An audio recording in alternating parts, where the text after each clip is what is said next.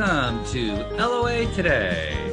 I'm Walt Thiessen. With me today is abundance teacher and money coach, Jody Lynn. This is your Daily Dose of Happy.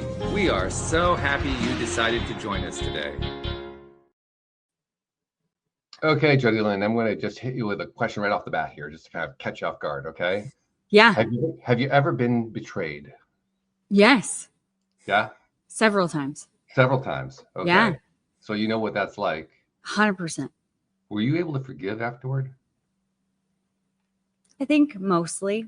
Mostly? I want to say yes, but I am a big believer that we're never done growing. So maybe that applies to the forgiveness concept, is maybe we never are done forgiving because there's maybe another layer. I mean, when you've been betrayed, I mean, it's a major event in your life. It can affect you for about as long as you're willing to give your attention to it, which could be quite a long time. Yeah. Forgiveness piece can be a tough one. Absolutely. Yeah. So I'm kind of glad we're going to be talking to an expert on how exactly to deal with that situation. His name is Dr. Bruce Chalmer. And dude, I didn't ask you before, but are you Bruce? Are you Dr. Chalmer? What do you like to be called? was talking with Jody Lynn before you came on. Yes, Bruce. Bruce is fine. Bruce is good. Okay. Yes. That simplifies things. So, well, hello, welcome. Thank you for joining us today on the program. I'm delighted to be here. We're glad to have you. And you got to give us a little bit of background to tell us, first of all, how you ended up in a position of writing a book by that title, because I have a sneaking suspicion there's a lead up there. It's like a storyline there. There are actually many storylines there, yeah, okay. including in my own life. You know, it's interesting, the question you asked Jody Lynn, have you ever been betrayed? I mean, anybody over the age of, what would you say, 16, 20? You know, if you're a grown up, you've probably been betrayed at one time or another. It's a very common experience. It's a very painful experience, and you know, we don't use the word betrayal lightly. But, you know, why am I writing a book about betrayal? Well, aside from, you know, events of my own life, like, as I say, I'm plenty old to have had that happen. I'm a couples therapist. I've been doing that for 30 years in private practice. And the vast majority of folks that I'm dealing with, I think that's not an overstatement, are dealing with some kind of betrayal. Close to half of the folks I deal with, the couples I deal with, it's flat out infidelity. I mean, that is very, very common in my practice. And even the folks who aren't dealing with infidelity per se, it's often some kind of betrayal or other. And so I realized that primarily I wrote this book. Yeah, where do I get the chutzpah, if you know the word, the gall to write a book like that? It's because I've learned so much from the folks I've worked with. And so the book I wrote really reflects the experiences of lots of folks that I've worked with, from whom I've learned a lot about how you can get through. You know, the subtitle of the book is How to Navigate the Turmoil and Learn to Trust Again. I've learned a lot from folks about how they can manage to do it. Not everybody can. And Jody Lynn, you're absolutely right. It's a long, you know, it's a lifetime of learning. Yeah. But the people who can, I find incredibly inspiring. And I wanted to share that. So that's why I wrote the book. I love that. Yeah, that's good. And you're right, it is a fairly common experience, much more common than I think most of us really want to admit to and acknowledge. Yeah. But yeah, it has affected, like you say, just about anybody who's of adult age. They've experienced it at one time or another. I actually went through a severe version of it a couple of years ago when my ex-wife left me completely unexpectedly without any prior warning. And it was, first of all, it was a shock. And like you were describing, it just takes time to get past it. And I have a pretty good tool set. I mean, because I do the show, I have lots of people I've interviewed over the years, life coaches, psychiatrists, psychologists, therapists, social workers, you name it, who I've talked to, who have given me all kinds of really cool tools to use to deal with situations. And I used every single one of them in the midst of that crisis. And it's still really, really challenging to get through. Yeah, it is. I mean, you know, it's kind of, it's inherent in the definition of betrayal. When you think about, we don't call something a betrayal unless it's a very painful, you know, it's somebody doing something that you never thought would do that to you based on your relationship with them. Right. That's more or less how I define it. And it's so kind of by definition that it's going to hurt badly because it's somebody who's important to you. You know, you don't call it a betrayal if some random person just sort of cut you off in traffic or something. You know, some people might. You know, yeah, but I mean, usually I'm reserving the word betrayal for there's a relationship where you have some expectations of someone and they grossly violate the expectations in ways that you never thought were possible. And so, it's not merely that you've been hurt, which is, bad enough. I mean, look, people hurt each other, people annoy each other, people hurt each other. But betrayal is when somebody does something that makes you not only question who they are, but questions who you are. It's like, why didn't I see that coming? Exactly. How you have a lot of, as we may get into if we talk more about the forgiveness piece, the first step in forgiveness is always forgiving yourself. Because there's always some element of self-blame, or almost always some element of self-blame involved. Yeah, very true. In my own case, my ex-wife is a former psychotherapist, and the last thing I would have bet every single dollar I had in the bank that, even though I knew there was something that was bothering her, I couldn't get her to talk about it. It was always very strict answers. I said, well, she'll address it when she's ready. She knows how important communication is. Yeah. And so you can imagine. Yes. Yeah. Would that I could say that psychotherapists have any greater call on healthy ways of being than anybody else does. And, there's a case to be made. I don't want to be cynical about it at all. I mean, a lot of us get into it because we're dedicated to it, but also a lot of us get into it to deal with our own, our own issues that have hurt us. We've learned from it. There's all kinds of reasons why people do it, but we're certainly not any better at living than anybody else is. And I make a point of remembering that consciously when I'm working with folks. I am not an expert in how they should live their lives. I'm an expert at having certain kinds of conversations that maybe will be helpful, but I'm certainly not an expert in how they should live their lives. That feels like a different approach than a standard psychiatrist, psychologist, like a doctor, if you will. Yeah, I think so. I think it's beautiful. Yeah, thank you. I'm not by no means unique in this concept, but it is a way. Yeah, it's funny. I've been doing it for a long time now, and I'm not young anymore. I'm in my 70s. When I was younger, I used to be so precious about not being an expert that I would ignore the fact that, I've learned a couple things along the way. And maybe, funny thing, people paying money to come to see somebody like me actually would like to get some good ideas. And maybe it's okay if I share them. I don't have to be so precious about saying, no, we're just here to have the process. And, I can't tell you what to do. I mean, I'll make suggestions, I'll speak up.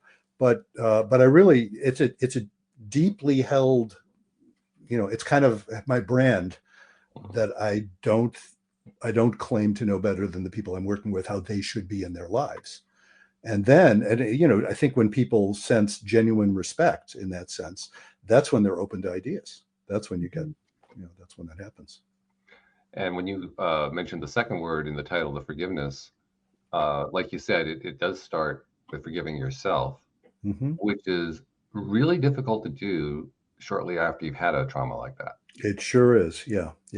And I mean, if you like, I can kind of walk you through what I mean by forgiveness, because people use the term in different ways. And it's, I'm sure I'm grossly oversimplifying here, but what the heck? Well, you wrote the book. It's okay. I wrote the book, so oversimplify. It's you, I would say. Fair enough. I invite people who are watching this, buy the book and then quibble with me. There you go. That's cool. I'm really open to that. People use the word forgiveness, broadly speaking, in two different ways. And there's the way I like and the way I don't. So, of course, I'm going to use it the way I like, but I better tell you the way I don't. It's very common. I don't mean to be silly about it. Often people will say, well, if I forgive you, that means we'll restore our relationship. That means I can trust you again. That means we can get back to where we were. And I don't use it that way at all. I use forgiveness, and this is not a phrase that I coined. I think I heard it from somebody in 12-step program. I'm not in 12-step myself, but I talk to lots of people who are. And somebody said, no, forgiveness is an inside job. Yes. In other words, and lots of people like to quote Anne Lamott, who has a wonderful quote about this, the novelist. She said, I probably won't get it exact, to not forgive is like drinking rat poison and waiting for the rat to die. It's basically to carry around the anger, the hurt, the obsession. Is hurting yourself. So when I use the word forgiveness, what I mean is, no, you get past that obsession. You get past that sense of trauma. You're not immediately sent into panic or anger or overwhelming pain when you think about it. That's what I mean by forgiveness. So with that definition, and I think it's a pretty important part of it, You can forgive somebody you don't trust at all. You can forgive somebody you have no intention of ever having another relationship with. You can forgive somebody and still sue them in court or divorce them or prosecute them. All of those things are possible and still forgive them. And I think that's an important piece of it, because that means that the issue of forgiveness is really all about recovering yourself. And then maybe you can think about, okay, what do I want to do with my relationship with this person? If somebody, important to me has betrayed me, if I can get past the overwhelming pain, then I can at least think clearly about, okay, are there ways we could rebuild trust? Do I want to remain in a relationship with this person, or do I want to transform it? If I'm married to somebody, do I want to divorce them? Or, lots of people don't have the option of having no relationship with someone who hurt them. For example, if they're parents of the same kids and they can get a divorce, but they can't not be in each other's lives somehow. They can try, but they're going to be there one way or another. Right. And so if you can find forgiveness, that certainly makes that relationship go a lot better. So indeed, as we were talking about, the first step, I talk about 3 steps to forgiveness. So step 1, forgive yourself. And what does it mean to forgive yourself? It means essentially, if I look back on whatever it is and I said, oh, why didn't I see that coming? Walt, your ex-wife, suddenly left you. Why didn't you see that coming? Well, because you only knew what you knew and you didn't know what you didn't know. And there's nothing wrong with you. You're not, as I so often say to virtually all the couples I meet, you're not crazy. You're not stupid. You're not evil. You're doing the best you can. You didn't know what you didn't know. And when you can realize that about yourself, that's when you can say, oh, I wish I'd known better, but I didn't know better. I guess I was doing the best I could. And then I don't have to be angry at myself. Yeah. I can say, well, painful lesson learned, but good for me, lesson learned. That's forgiving yourself. Step 2 is to forgive whoever hurts you. And I claim, and it's probably one of those things people are welcome to quibble about, I claim that's a pretty short step from step 1, because if I can genuinely forgive myself, if I can genuinely say, you know what, I didn't know. I mean, I wish I'd known. I can see, with hindsight, I can see the signs, but I didn't at the time. Well, you know what? Again, not to pick on your ex-wife, but you know what? I don't know your ex-wife. She was doing the best she could too, on some level. You can be critical after the fact, but I'm sure she's not crazy, stupid, or evil either. She's who she is. She's a human being like we all are. And so she was doing the best she could too. So you don't have to be angry. You can just say, well, if I can forgive myself, I guess I can forgive her too. Step 3, I have a funny term for, and you don't have to be religious to appreciate this term. I call it forgive God. And what I mean by forgive God is, and for folks who are religious, that's sometimes a weird concept for them. It's like, no, we need God to forgive us, right? Whether or not you're religious, it's sort of forgiving the world for being a place where that sort of thing happens. We have this tantalizing sense that we can control stuff, and we sort of can, but mostly can't. And we have to forgive the idea that this is the reality we have. And another word I bandy about a lot in talking about forgiving God is simply the word faith. And all I mean by the word faith is you accept the rightness of reality. It's like, yeah, there's something right about this whole business, even though it's painful and there's a lot of stuff happening I don't understand or couldn't have anticipated. Somehow it's right to be what it is. And the people who manifest faith are the ones who can do the hard work of healing. They can actually look at stuff and not freak out and figure, wow, that, I guess it had to be that way. I wish it didn't. I wish I'd known better, but I'm going to work with it instead of insisting it not be what it was. And that's how healing happens, I think. That's an interesting three-piece process you have described there. The reason I say interesting is because one of the concepts that I always took on board where forgiveness was concerned is that rather than the conventional idea that forgiveness is for the benefit of the person you're forgiving, I take it that forgiveness is for the benefit of the person doing the forgiving. Absolutely. I have whole sections in the book about that. Yes. Oh, okay. Yes, precisely. Forgiveness is about you, not about the person you're forgiving. Totally. The way I define it, totally about that. It has almost nothing to do with the other person. if you haven't forgiven them, it's going to be very difficult to trust them, because it's going to be difficult to not freak out when you're in their presence or even thinking about them. But just because you've forgiven them doesn't mean, as I said earlier, it doesn't mean you're going to want to restore a relationship. It's a whole different question. So really, indeed, forgiveness, as I said, it's an inside job. It's for the benefit of the one doing the forgiving. It's a way of getting the poison out of you. And I found personally that it's not a one and done thing. Very true. Right. I've had to go through in my mind many times forgiving my ex. Each time I was better than I was the last time. Yeah. But it just kept coming back over time. Like just when I thought I had it, not so much. You know, people who write 3-step processes, full of baloney. Let's face it. And now it's, sorry for the segue here, but I'm even going to put in a plug for the book I wrote before this one, because of the snarky title and subtitle. The book I wrote before this is called "It's Not About." Here, I'll hold it up. It's not about communication. Whoops, there it is. Why everything you know about couples therapy is wrong. It's wrong. Wow. And I note in one of the last chapters, this is a spoiler alert for people who haven't read the book. In one of the last chapters, I note, by the way, that little bit about everything you know about couples therapy is wrong applies to me too. Everything I know about couples therapy is wrong too. The problem not being ideas, the problem being thinking I know. You know, in other words, when ideas close down into ideologies, you know, like my 3 steps. I always groan slightly when I see somebody's 3-step, you know, solution to something, and what do? I write one myself, you know. But I was grown a little bit about it because that's, exactly as you said. Nah, come on, it's not exactly that. That's a handy way of understanding it. It's helpful. It helps you move along. Real life is much more complicated than anybody's 3 steps. It reminds, you know, like Elizabeth Kubler-Ross's stages of grief, you know, even she said, not everybody does it in that order. You know what I'm referring to, you know, what is it? Denial, anger, bargaining, depression, and acceptance. I think. The 5. Okay. Yeah. Okay. The 5 of them are 5 steps. Yeah.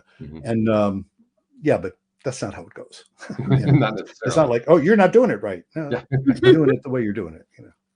It reminds me of a time before our breakup where my ex's stepmother had passed on, and she had passed on about 6 or 7 months before this particular incident, where it just kind of overcame her. Like she realized she couldn't talk to her anymore, and it was just really bothering her and so forth. And I'll never forget the incident because I really had no idea how to help her. So I just kind of went with the first thing that came to me because it came to me. I had nothing else to do. You know, so I might as well do this because I don't know what else to do. It was one of those situations. And I literally got down on the floor in front of the chair where she was sitting and looked at her, and I said, I didn't know your stepmother really well. Tell me what you loved about her. And she started telling me. And within about 5 minutes, she said, how'd you do that? You just bypassed the 5 steps of grief. It came to you at the right moment. Yeah, right. Brilliant. Yeah. Beginner's luck. Or just your intuition. Maybe, I guess. Well, it's beautiful. You just offered love, really. You know, I mean, you offered love, and you invited her to reflect in a loving way, which is just, what's that going to produce? That's going to produce loving feelings. If it were me, I'd be crying as I did it. I'm well imagining, Yeah, it's it. Grief is an interesting process. It's like, I remember moments in my own life going way back where I remember I've often cited this one as just interesting.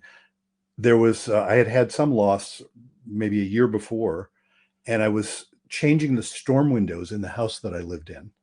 And the light hit me a particular way that it hadn't hit me except the year before. And I started crying. It was really it just got me just like that. And grief operates that way a lot. And of course, the grief of betrayal, which is a huge part of betrayal, it comes often, it doesn't come in nice, neat little packages, does it?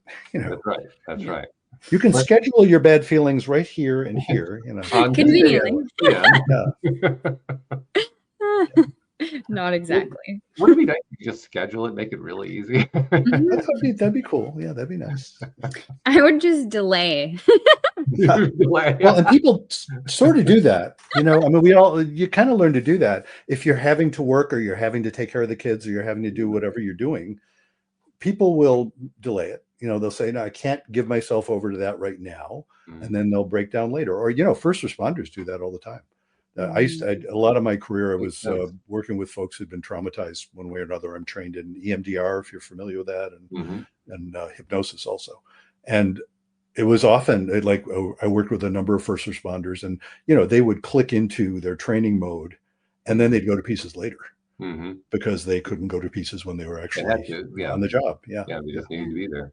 And parents will do that too. I've had folks who were fine until their youngest kid, graduated from high school or something, and then they went to pieces dealing with trauma that had happened as children. Happened to them as children.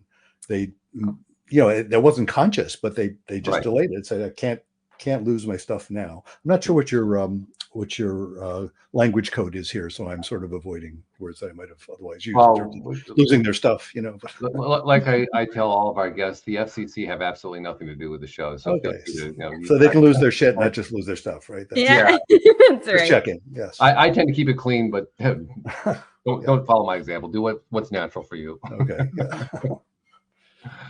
Yeah. But well, I agree with you that they're connected concepts. I think that's one of the reasons why I wanted to touch on the grief for a moment, because when we're talking about not just the betrayal piece, but the forgiveness piece, that are the two cornerstones of your book title, I think what we're really talking about kind of reflects to what we touched on earlier, that you do it in stages. It doesn't happen all at once. Right. And because of that, you're going to bounce around. I mean, you can bounce over to grief. You can come back to forgiveness. You can bounce back to being betrayed again. I mean, it's not linear. It is not linear. Life is not linear. That's Right. not how we operate. It's organic. Yeah. And that just creates complexity. And the complexity, I think, shows up as, when am I going to get over this? Yes. Oh, which of course, understandably, I hear that a lot. When I'm working with a couple that's trying to recover from one of them having betrayed the other, they're both thinking that, of course, usually in different ways. The one who, like, if somebody, let's say, cheated on their spouse, the one who cheated is feeling like, when are they going to get over it? And the one who was cheated on is often saying, when am I going to get over it? It is, sure, because it's so painful. Yeah. And because of that ambiguity, I guess is the word, that uncertainty, maybe that's the better word. Because of that uncertainty, it can feel that's what I think you can really feel like you're losing control, because you do your best, you use your tools, you go to the therapist, you start doing all this stuff, and then you have that moment where you feel like you didn't get anywhere at all. Like, well, what happened to all that work I did? I'm right back where I was at the very beginning of this whole thing. Yeah. And of course, from an outside perspective, no, you're not. You know what I mean? From an outside perspective, all that work you've done actually is paying off. Yes. It just isn't going to prevent all of those moments where it just feels like, oh no, I'm back in despair. And yeah, that is indeed part of the process. It's tolerance of that complexity that has, tolerance of, anybody who works with me knows I'm a sucker for a good paradox, Okay. I love ironies, it's like, yeah, ironically, you're going to have to tolerate the fact that you can, over the course of 10 minutes, you can be 5 different people. You can be all over the place with respect to how you feel about that stuff. In fact, I love to put in a plug for Jill Bolte Taylor. Do you know that name? Yeah. You may, I'll bet you've heard of her most famous TED Talk, which is called My Stroke of Insight. Yes. Yeah, she's very well known for that. It's well worth checking out the 18 minutes of her TED Talk. It's the first TED Talk that went viral back in 2008. Oh, And wow. I think it was like the 8th TED Talk ever, and it was the first one that went viral.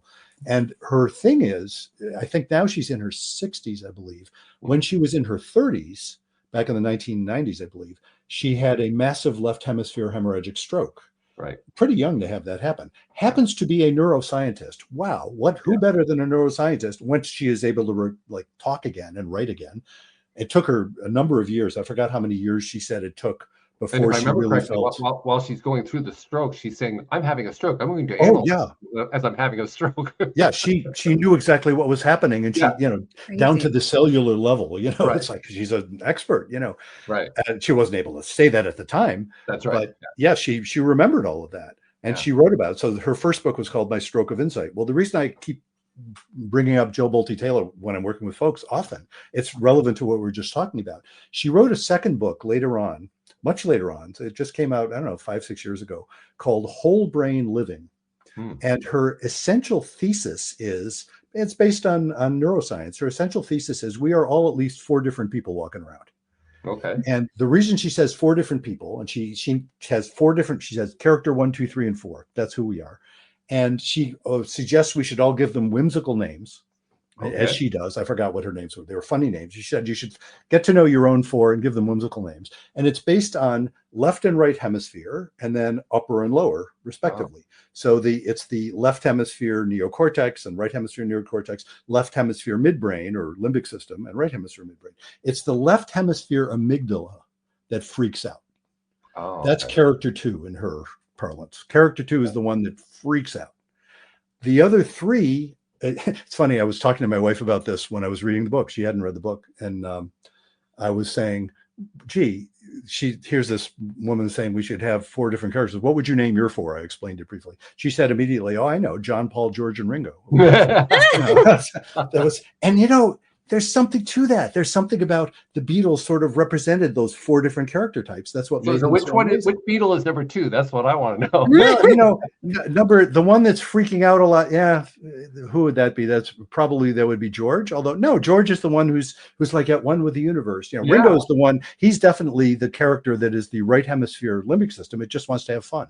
That's Ringo. Yeah, that makes sense. I don't know what you do with John and Paul, but maybe John's the one who's freaking out, and Paul's the one who's. John is number 2. Yeah, I think John is number 2.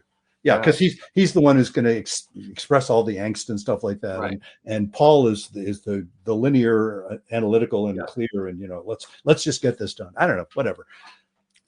We should interview the 2 remaining surviving Beatles and see what they think. But that concept that we're all multiple people is so. People, when I've explained this to them and I've steered them to that book, and they found it really useful to understand what's going on in those moments when you are seemingly simultaneously freaking out, understanding, hating, screaming, all of the above. Yeah. And what Jill Bolte Taylor talks about, and what was interesting for her, she said she came up with this because being without 2 of those characters effectively for a number of years, she was more or less without her left hemisphere. The function she was working with was all right hemisphere stuff. So she was like holistic. And she said she didn't know how to stay pissed off. It's not that she didn't get uncomfortable. She found some people she liked and some she didn't. And, the ones who would be sort of slow and relaxed and understanding she could like, and the ones who weren't, just, it would be irritating. But she said, it takes your left hemisphere to keep you pissed off because you have to keep reciting it to yourself. It's a narrative process. Interesting. Yeah. If you don't keep insisting that you should be pissed off and telling yourself why, she said it's about 90 seconds that left hemisphere amygdala will calm down. It's that function in the brain is there to say, this is seriously reminding me of some really dangerous times. You better panic, And if you don't keep reciting why you should panic, or if you're not actually under attack, it'll calm down in about a minute and a half. So, the advice people will say that if you can take, it's just 90 seconds, take a minute and a half. You don't even have to leave the room necessarily. If everybody's, it's like, get a hold of yourself. If you just stop reciting why you should be so pissed off. The trouble is we're very good at doing that. Oh yeah. Because we're all good at justifying why we're pissed off because, I know I'm right and everybody else is wrong, Of course. Although, as I said in my other book, I'm wrong too, but that I can be pissed off at myself, I guess. I think that we wrote that. I'm just kind of curious. I don't recall. Part of me probably was. Okay. Yeah. I think that's one of the most difficult things that I've dealt with in terms of betrayal is that right and wrong, process, whatever, the first thing when you asked me, well, I've been betrayed, I thought of, I had 2 best friends who were like my whole world. We did everything together. And then I had started to go through a spiritual awakening, started to develop in different ways. So I could see now looking back, I could see that there was this gap between us. But when I was in that moment, it was, I had an ectopic pregnancy, had a surgery, almost died. And then they didn't show up. Pretty Ooh, much ouch. ghosted me. Yeah, Yeah. And then, yeah. to this day, I think I've talked to them once since that happened. And that was in Wow. 2019. So that was really hard. And dealing with it, moving through it, the one thing I was stuck on for about a year was how right I was and how I wanted them to acknowledge that I was right. And it was interesting because when it hit me, like, because I kept coming back to them over and over again, even though I had no contact with them, I didn't want a relationship with them. They weren't reaching out to me to have a relationship either. Like, there was no reason for them to come up, but it just kept coming up. And I was, with my dad, we were going somewhere and it just hit me. Oh, I want them to acknowledge the pain of what I'm feeling right now. I want them to realize they're shitty friends. I want them to say that. And then I thought it through, like, okay, what is this going to give me? Well, it'll make me right. And then I'm justified. And I was like, oh, okay.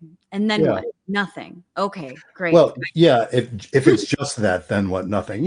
Of course, everything you're saying is not a weird way to feel. You were hurting and you thought these were your friends, and you had, again, it's a betrayal in that sense. You had an expectation of them as your friends who you had loved and done lots of things together. Yeah. That they would at least show up when you're going through some like life-threatening circumstances, and they just didn't. And but you're absolutely right. If you get stuck there on needing to be right, that's when it becomes very difficult to heal that breach. If you have any intention of ever healing it with them, and even if you don't, to let go of the anger yourself. Well, it seems like you have a fair amount. Is that's really what I wanted to do. I had kind of separated, just like your definition, like I wasn't sure that I would ever have a relationship with them. And I haven't really thought about it because I don't see them anymore. So I don't really have to think about it, but I'm not reaching out to them to foster a new relationship. But I just really wanted to move past that hurt that I was feeling and that sting that I had, because I didn't want to bring that into my other relationships. But it was fascinating in my mind, like, oh, I want them to acknowledge how shitty they were. Yes. And then the other thing that played in my mind was, okay, if I got what I wanted and they acknowledged that, then what? And the realization for me was I wouldn't believe them anyway. Well, at least, and again, initially, perhaps you wouldn't. My wife and I do a podcast, which we even have merch. It's called Couples Therapy in 7 Words. Cool. The 7 words there's 7 words: be kind, don't panic, and have faith. That's the 7 words. Okay. One of my books actually sort of oriented around those 7 words. But we do a podcast, and among the folks, we've done 200 episodes now. And among the folks who we've interviewed was a man named Carl Pillemer, who's an academic at Cornell University. And he wrote a book a few years ago, the name of which, Fault Lines. I was going to say the name of which is escaping me, but I found it. Fault Lines. And he's not a clinician, he's a sociologist. So he studies these things, and he did a nationwide survey in the United States of folks about who had experienced, I would say like family betrayals. He talks about it as cutoffs, who had experienced estrangement, family estrangement, either family or close friends. That your story, Jody Lynn, would fit that as well. And he found it was very, very, very common. At any given time, according to his research, about a quarter of Americans at least are currently in some sort of estrangement. That's not even like ever in their life. That's like, about a quarter of people at any given time from some important person. It doesn't necessarily have to be a parent or a child and he was excluding spouses, by the way. He said, no, never mind divorce. That's been studied all sorts of ways.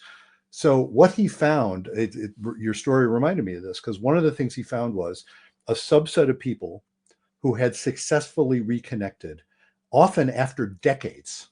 There were stories that he was telling, like people who hadn't spoken to a sibling in 40 years, that kind of thing. And not everybody did it successfully, but everybody who tried, which was a subset of the people he interviewed, was at least glad they tried. And the ones who succeeded, and all he means by succeeded is they reconnected and they reestablished some kind of relationship that wasn't horrible. That's really what he meant. And what he found, that the people who were able to do that were often the ones who stopped saying to themselves pretty much what you were saying, Jody Lynn, that you stopped saying to yourself. They stopped saying, I need them to understand. I need an apology. I need them to understand how awful they were back then when our parents died and how terrible they were about, being the executor of the will or whatever it was. And when they did that, what they found was they could get in contact. And if the other party was willing, to get in contact, it would be superficial initially because they decided, you know what, it's been years. We're different people. How have you been for the last decades, Mm-hmm. And it would be superficial at first. And then often what would happen after the ice had been broken for a bit, one or the other would say, I really want to say how sorry I am about that whole thing that went down back then. I was really kind of a jerk. Mhm. And I'm really sorry. And the other person will say, yeah, I was a jerk too. And they'll find it. They'll find it in their heart to reconnect. Doesn't always happen. Sure. Yeah. But if it was going to happen, that's how it would happen, because it's rare that somebody would say, well, I want to reconnect with you, but only if you apologize. Well, that's rarely going to get you anyplace. Yeah. No kidding. It's Yeah. really funny that you say that, because right after I had that realization and I was like, okay, I'm ready to let this go. Like, I don't need to be right. What is right anyway? Mhm. Like, I don't know what was going on in their lives at that moment. Like, it could be happenstance that it happened at the exact same time when I needed them the most. Like, I know that there's two sides of a story and somewhere in the middle is truth. So Mhm. I know that I'm biased. So I let that go. And then I think it was a few months later, I had another friend who was with one of these friends Mm. at like a shower or like some sort of, like, I think it was a baby shower or a wedding shower or something like that. And the two of them had started to connect. And the one that I felt betrayed by had opened up to this other one and said, I didn't understand spirituality or, like this. And I was really Mhm. nervous about it. And I lost a really good friend and I regret it. Oh, Wow. And that Yeah. person came back to me and said, I knew she was talking about you the whole time. Yeah. Yeah. Yeah. And I was Yeah. like, okay, well, that's nice. That's wonderful. I Yeah. got a little bit of closure. Sure. Well, I would imagine, it's a very different feeling to think, oh, she was afraid, Yeah. not she was, Mhm. she hated me and she said to heck with me. It's like, no, she was afraid. She She had was fear, afraid. and we Yeah. all have fears, Absolutely. Yeah. It can sometimes be a surprise to find out what the fear was. Boy, can it ever. Mhm. Yeah. It's interesting, that story also, Jody Lynn, that you were saying. I'm realizing that in my own life when I went through a divorce 20 some years ago. I like to tell the story of my first marriage. Both my ex and I went on to marry really wonderful women, and we're both a lot happier. That's how that went down. So Worked out. it worked out. We all get along. It's nice. Our kids have all these, multiple grandmothers and not quite as many grandfathers. But in any case, going through that process, I was surprised at the people who showed up to be supportive and the people who just didn't. And Yeah. I didn't get any hostile reactions, but there are people who I thought they were my friends. I would have thought they would be inquiring and saying, how you doing? And gee, this must be painful. And then there were people who I sort of barely knew who would just show up and be incredible. Yeah. And I, with hindsight, I think it's fear, and I know the feeling. It's, it's a scary thing when somebody's going through something that you're afraid of yourself. Yeah. Absolutely. As you mentioned that, it made me think of a very famous story that got a fair amount of press attention, but it involved two very famous people, Magic Johnson and Larry Bird. Because when Magic Johnson was diagnosed with HIV, I remember that day, actually. Do you really? Yeah. Yeah, I remember where it was when I heard it. It's funny. Okay. Yeah. Well, when that happened, and of course, he was the first publicly known one to have been diagnosed who did not have a homosexual relationship. So that was adding on top of it all. He talked later about how many of his closest friends in the NBA shunned him. And the thing that stunned him was when he got a phone call from his greatest rival, Larry Bird. I mean, the Bird-Johnson rival was the rivalry. Everybody in the NBA knew it. All the fans knew it. Oh, I mean, sure. the whole thing associated with it. And it was Larry who got on the phone to find out if he was okay. And Magic was stunned, absolutely stunned. Yeah. And from that point on, they had the closest friendship that you could possibly have. Yeah, they were the best of enemies, Yeah. Yeah. No, that's neat. So Very. it goes to show that even if you're in a situation where you feel like you've been betrayed, you can also get unexpected support coming from a completely unanticipated quarter. Yeah. Yeah. Yeah. And you know what often happens, and this is, of course, jumping to the end of a lot of work, but what often happens when people have healed and gone through it and learned and grown, all of those things, they will express gratitude. I've never had anybody in my office say, "Oh, thanks for cheating." Never had that one. But close, I've had numbers of people say to in varying ways, "Thank you for precipitating a crisis that, with hindsight, clearly had to happen. We're so much better off now." I Mhm. remember one. I quote this, I think, in one of my books. That a woman who turned to her husband. It was our last session. This was pre-pandemic, and I was actually in an office rather than I do all telehealth now.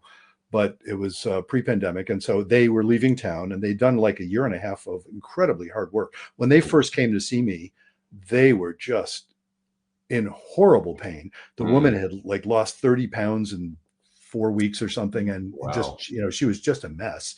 And it was the man who had done the cheating, and he realized he had an alcohol problem and got in serious trouble on his job and all that sort of stuff. Anyway, they were doing amazing work, and last session she turned, they were talking about how much better everything was, not only between them but with their relationship with their kids, and she was talking about her relationship with her coworkers. She was just so much less freaked out by things, having gone through this crisis and come through it. And so Yeah. she turned to her husband and said, "Hey, thanks for taking one for the team." Mm. And he said, "What do you mean by that?" And I said, "What do you mean by that?" She Mm. said, "Well, you're the one who did the thing you had to feel guilty about." She didn't say thanks for cheating. Right. I mean, no, there was nobody, none of the three of us were under any illusions that it was just fine to cheat. We were Mhm. Yeah. all thinking, "Oh, no, that was wrong." But she was saying, "Well, you felt appropriately guilty. You put yourself through that." She was saying to herself, "Well, at least I didn't have to feel guilty. You know, I feel sort of bad in hindsight for ways I've treated you over the years, but that's different. But I wasn't the one who broke the big rule. So thanks for taking one for the team, because look how much better off we are." And Yeah. she meant it. She was sincere about that. You're reminding me of a comment that was made by a friend of ours who joined us on the show a few weeks back, David Strickle, who was a former co-host. Ah, Made the comment about my divorce, but also about other people who've gone through similar situations, having passed through a course that he teaches. He calls it the TIA boot camp. TIA stands for Trust Your Abundance, ah, and it's a boot camp that has some quasi-therapeutic aspects to it. It's not with a therapist, but a number of the things that you do are similar to what happens in therapy. And he made the comment that people who go through boot camp often find that their relationships end because the people have grown in different directions. yeah, One it does person, happen. achieved some growth, and the other person wasn't doing the same kind of growth. And so all of a sudden, there was a separation going on that neither one of them was really paying attention to, Mhm. but it was there, and it just kind of, you know, broke things down. Yeah, yeah. Yeah, and that certainly can happen. People will sometimes ask, couples therapists, like, "What's your success rate?" You Mm, know, and I do not measure success by whether or not they stay together. mm, I don't keep track of that statistic anyway, because I don't think that's not the relevant point. I'm not Mhm. saying it's irrelevant. I always often will comment to people, "Hey, I do have a bias, and it's a bias. I'm identifying it as a bias. My bias is toward helping people stay together because that makes my heart sing. It's like this. I'm an old romantic, that's nice." And Mhm. and of course it's far less disruptive. If they can actually want to do that, that's great. sure. But often, a successful outcome is they're realizing, sadly, you know what, we're not right for each other. Mm, Let's make the best of this, but let's not try to stay together. And I find those every bit as inspiring as the ones who can find each other again. It's the things that I would say aren't successful outcomes are where they just can't figure out what to do, or they break up in a panic or something like that. And again, that's that it's not up to me to define whether it's successful or not. Anyway, it's really up to the couple, but they often don't agree on that. Yeah. right. So there's three different opinions about what's successful. Mine, I think, being the least important. It's the Right. couple's opinions that are the important ones for themselves, of course. And they don't always agree. So it's not always obvious what's a success. But sometimes I think we can all acknowledge, yeah, the success here is you found a way to go forward that isn't together, but you could do it in ways that are still loving. Mhm. And we've been touching on here a number of different aspects to the whole overall situation. I'm realizing that in doing so, we're also touching on many of the what word do I want to use to apply it? The focal points the turning points, however you want to describe them, that are involved in that process we were describing earlier, where you make some progress and then you fall back. You make some progress and you fall back. You make progress. Sure. And it seems like it takes forever to get past all of it, because you're going through all this stuff that we've been itemizing here. And this is only just a small chunk of the possible stuff you can go through. Yeah. It's interesting what people, I don't I'm not quite arrogant enough. I'm pretty arrogant, but I'm not quite arrogant enough to lay out a simple process like my 3 steps to forgiveness as if it was just 1, 2, 3. That's not how it works. But in terms of some sort of stages, I guess I'm shying away from the word stages. Some moments that people will often go through, I'll often comment, and here's where I'm glad I asked you about the language code. I have what I like to call the oh shit moment. Okay. And in fact, I could say a lot of couples therapy, a lot of the sessions I'll do with folks is about inviting them to get to the oh shit moment. And I dramatize it by calling it a moment. It's really a bunch of moments. What is an oh shit moment? An oh shit moment, it's not like, oh, I just hit my thumb with a hammer. It's not that one. It's the one where you say, oh shit, that's what's going on here. That's why you feel that way. I understand now. Oh shit. And the reason, and of course I could call it an aha moment, but it's not an aha moment because it doesn't solve the problem. Right. It's not like, oh good, we've got a way out. It's great. Yeah, that's an aha moment. Those are lovely. I wish that on everybody, But oh shit moments are much more about, oh my God, we don't have to squabble anymore. I see where you're coming from and you see where I'm coming from. And we haven't figured this out yet. We don't know if this is going to work, but it's an intimate moment. It's a moment of very deep intimacy. And it's another way of describing the whole process. It's inviting intimate moments where you actually, what I mean by intimacy in a broad sense, I'm not just talking about sex. I'm talking about when you're present and honest with yourself and each other. And that's not easy. The chief, this one of the little lectures I like to give in the first session, and I structure, the first session is the only one I really structure, but I structure it around an understanding of folks that, what we need in relationships is both stability and intimacy. And the skills you need for stability are quite different from the skills you need for intimacy. In fact, they're sort of in tension with each other. But the chief skill of stability is about keeping the anxiety level low. The chief skill of intimacy is tolerating anxiety without freaking out. And it's the ability to tolerate that anxiety. That's what an oh shit moment is. It's like, oh, it hasn't solved it, but it's like, whoa, no wonder we're having this problem. And then maybe you have a shot at actually hearing yourself, hearing each other. Intimacy is growth. And, that's when growth happens. When a plant is growing, intimacy is the energy for growth. And if that gets, one of my favorite metaphors, if somebody paves a sidewalk over it, it's going to crack the sidewalk or die trying. Oh, yeah.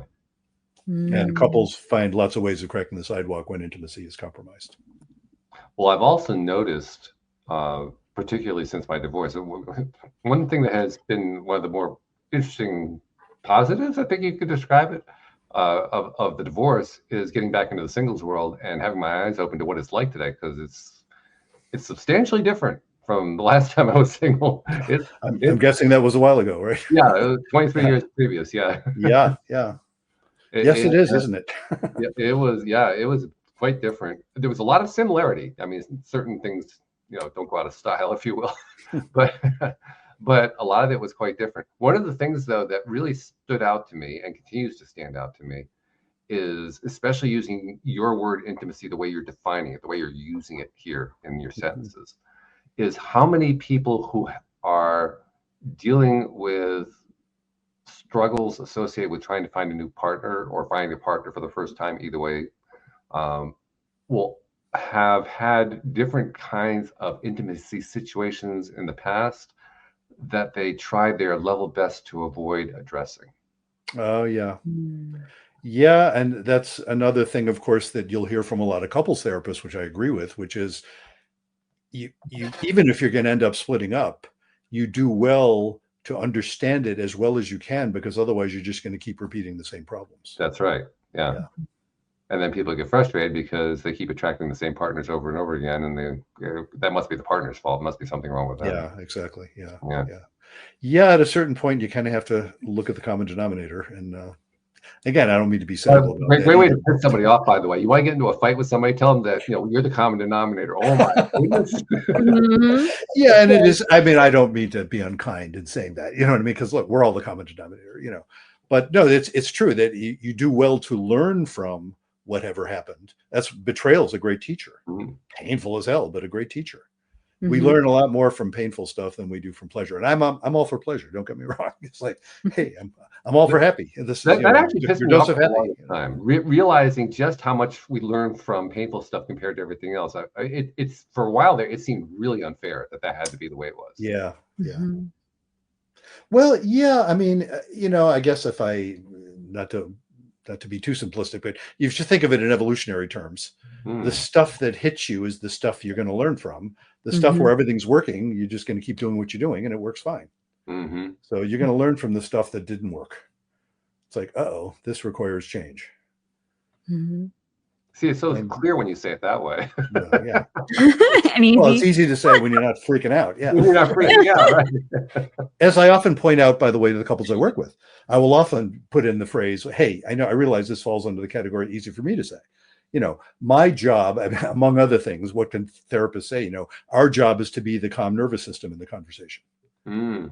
Mhm. Because that's why you can't, that's why therapists can't work with their own families. Do you know what I mean? It's like, that's why therapists freak out like everybody else does. I mean, you have to work with people that's pretty much your only relationship, so Mm. that you can not freak out. And, and that's not to say I don't have genuine care for the folks I work with. A lot of the job, if you're doing it well, you love the people you're working with, Mm. Mhm. but not in a selfish way, but it Mhm. feels like sacred work. It's really important work.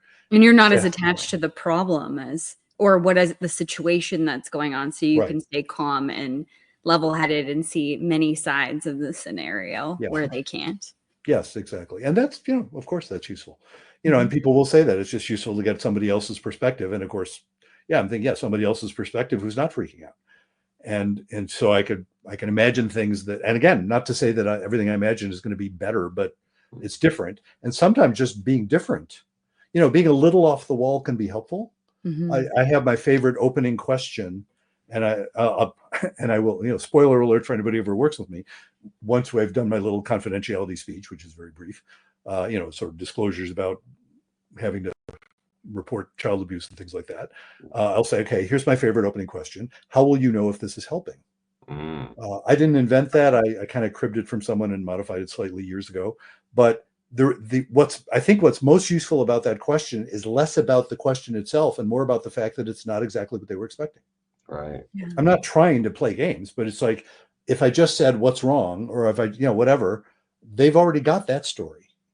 And that story is part of what's been keeping them stuck. And I'm not denying their wisdom. I'm just observing better to ask them something that invites them to think about it differently. Yeah. And right from the get-go, they're thinking in terms of what's better going to look like, Mm. which is a nice orientation to have right in the beginning. It's like, oh, there's a better. And moreover, it's inviting them to be the judge of that. How will you know if this is helping? So I'm inviting them right from the get-go, evaluate, is this process helping? Because it doesn't help everybody, I'm sorry to say. Mhm. It helps a lot of people. But better to find out sooner rather than later, saying, you're an interesting guy, but you're the wrong guy for me. That's cool. I'm cool with that. I'm not the right person for everybody.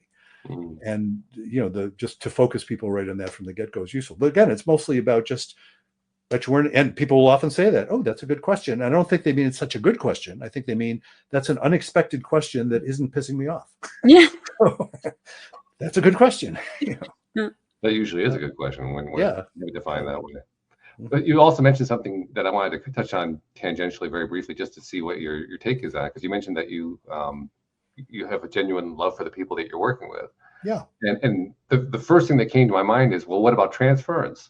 That's always an issue that therapists have to deal with. How do you maintain that boundary with that love? I'm kind of curious. Oh yeah.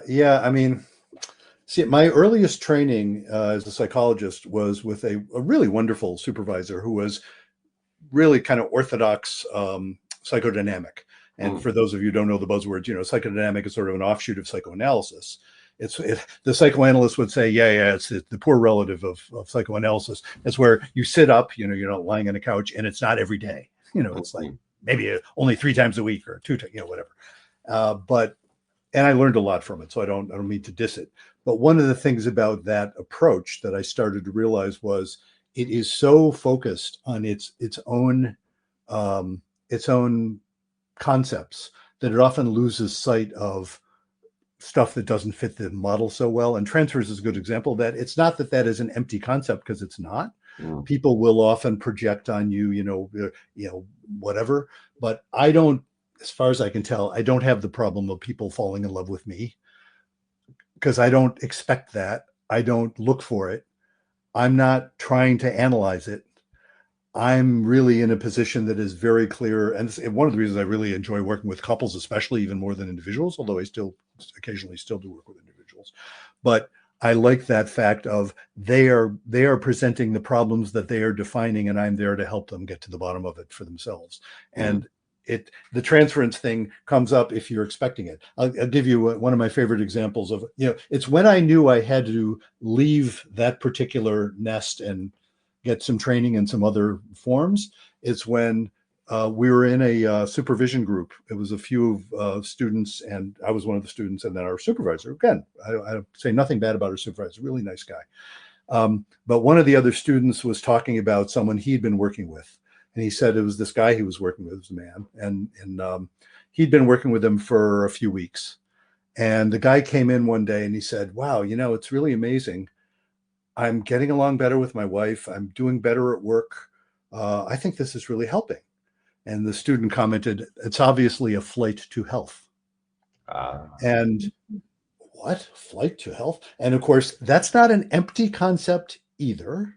It comes out of the psychodynamic principles, which is to say, it couldn't possibly be true that he's done enough work that he's really better. So it's a defense mechanism. He's acting better rather than confront the demons that he should be confronting. And I, little twerp that I was at the time, now I'm a big twerp, I don't know, whatever. I said, how can you tell the difference between a flight to health and actually getting better? Is it not possible that maybe he's actually getting better? Might you not want to ask about that? And, I was sort of looked at like, oh, there he goes again. They're nice to me, but I finally said, no, that was enough. Because it's like same idea. If somebody, God forbid, a person, a patient or a client you're working with should say, you know what, I think I'm done. That in classic psychodynamic precipitates a crisis, and it takes at least 6 months to work it out. As opposed to saying, oh, good, you're done. Cool. Call me if you want to come back if something comes up. I like the family doctor model a lot better. It's like, oh, you're feeling better. Cool. I'm happy to, have more sessions with you if you think it's helpful, or if not, let me know. And I have worked with lots of people who've worked with me for a while and things have gone better. And then, something happens a year or 2 or 3. I've worked with folks. I've been doing this a long time. I've worked with folks on one relationship and then later on worked with them on another relationship. But that's, I actually tend to believe people if they say things are going better, so. Yeah. That's a long answer to your question about transference, but that's all right. No, I didn't know. I had no idea where you'd even go. I mean, the love part is it's not romantic love. It is genuine. It's not only love for those particular people. And I will tell you, there have been the occasional folks, like I'm a human being too. There have been the occasional person I've worked with that's very difficult to love. And the longer I've done the work, the easier it's been. And the ones I used to have the hardest time with, the kind of love I'm talking about, would be the sort of asshole guys, because I can kind of recognize that in myself. It's like, oh, I know what that feels like. And I had to get to the point where I could feel okay about them too, and not for me to approve of bad behavior, but to have a sense of, no, I can appreciate everybody for who they are, including myself, and then we can work. And that's the groundwork where people are actually able to consider possibilities, that other than what they're stuck with. Dr. Bruce Chalmer's book is Betrayal and Forgiveness. And as we're wrapping up the hour, there are 3 things we always like to do. I want to make sure we do all 3 of them with you. First and foremost, this is the most important one of all. Someone wants to find out more about you and read more about, and maybe even, God forbid, reach out and talk to you. Yes. How do they find you? Easily done. They go to brucechalmer.com. Brucechalmer.com will get you all sorts of information about me and my practice, which I can do like coaching practice and out of the states that I happen to be licensed in. I can do a coaching practice. And so brucechalmer.com will get you there. And also there's information about my books there, information about the podcast I mentioned, which I want to steer people to as well, Couples Therapy in 7 Words. That has a website, ctn7.com, but brucechalmer.com will get you there too. And I have, there's a blog on there that has all of the videos of our podcast episodes as well, so they can find out about me. BruceChalmer.com is the way to do it. All right, sounds good. Beautiful. Second thing we like to do is I like to go to my co-host, who always has a fabulous perspective, particularly Jody Lynn, because she is brilliant. But she always has a fabulous perspective on the conversation that just ties it together nicely. And I'm really curious on this one, Jody Lynn. What are you tying together today? Because I mean, I was even watching your face as we were doing the leading, and I could see the wheels turning. So I'm really curious to see what this is. Oh man, I love this topic, and I'm so glad that you're here today, Bruce, with the invitation for us and those watching and the world to find a new perspective, because I wholeheartedly agree with you. I am the common denominator in my life, and so is everybody else in their own life. I take me everywhere I go, and I'm going to take my problems with me everywhere I go too. But I think forgiveness is such a huge piece.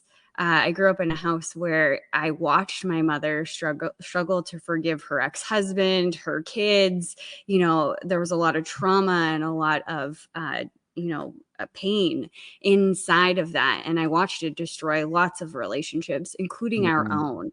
And it wasn't until I began to forgive her and forgive myself that the world changed, or my world changed. And I think that it's the same thing for the rest of the world. I think we could alleviate a lot of pain if we were to look within and begin to forgive and let go and start to move on in a new way. So thank you for that reminder, Bruce.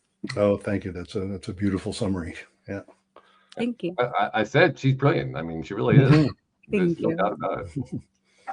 Finally, I started to practice a few years ago when I noticed there's a gap in what we pay attention to and what we give credit for in the modern 21st century internet-driven society, where not only do we write books like you've done, but we do podcasts and we write articles and we do social media. We're putting out all this stuff to help people, and because people have realized the value. They go through that traumatic experience. They come out the other side. They found some tools along the way. They got to share them with the world. They got to help other people.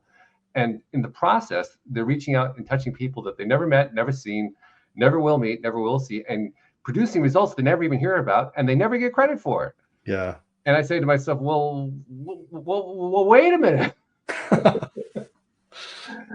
So, Bruce, on behalf of those people you've never met, never seen, never will meet, never will see, that you've been helping in ways you didn't even know about, on their behalf, thank you for what you're doing, because you're making a difference in this world. Well, thank you for that. And thanks, Walt, and thanks, Jody Lynn. This has been a delightful conversation. I really appreciate it. And we appreciate you as well. And thank you to our podcast listeners everywhere. We'll see you all next time here on LOA Today. Goodbye, everybody.